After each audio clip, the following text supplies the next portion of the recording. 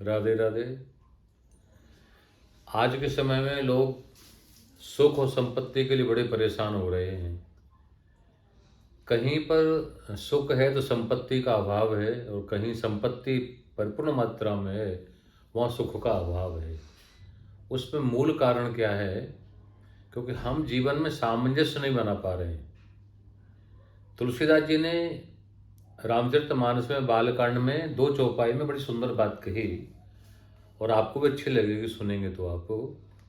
तुलसीदास जी कहते हैं कि जिम सरिता सागर महु जाहि, यद्यपि ताहि कामना नाही, तिमि सुख संपत्ति बिनहि बुलाए, धर्मशील पे जाय सुहाए।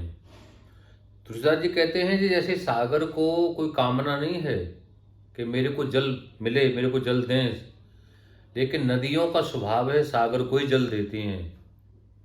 इसी प्रकार से लक्ष्मी का स्वभाव है, समृद्धि का स्वभाव क्या है कि जिस प्रकार से समुद्र के न चाहने पर भी नदियां उसको जल देती हैं, इसी प्रकार से लक्ष्मी भी उन लोगों के पास में जाती है, उन्हें ही धनवान बनाती है जो धर्मशील होते हैं।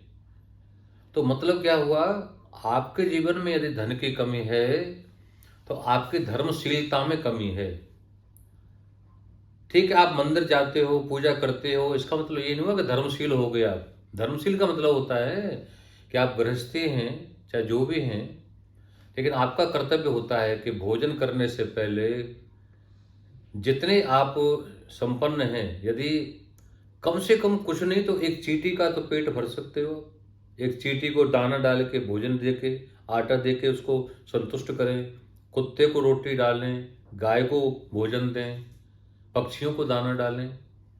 इस क्रम से जो चलता है, यानी धर्मशील का मतलब क्या है कि खुद खाने से पहले दूसरों को खिलाने की जो चिंता करता है वो धर्मशील है। इसलिए यदि आपको भी सुख और संपत्ति की यदि कामना है तो ठीक है, मंत्रों का अपना प्रभाव है, समय आने पर मंत्र भी मैं आपको बताऊंगा, लेकिन ये बड़ी प्रैक्टिकली बातें हैं।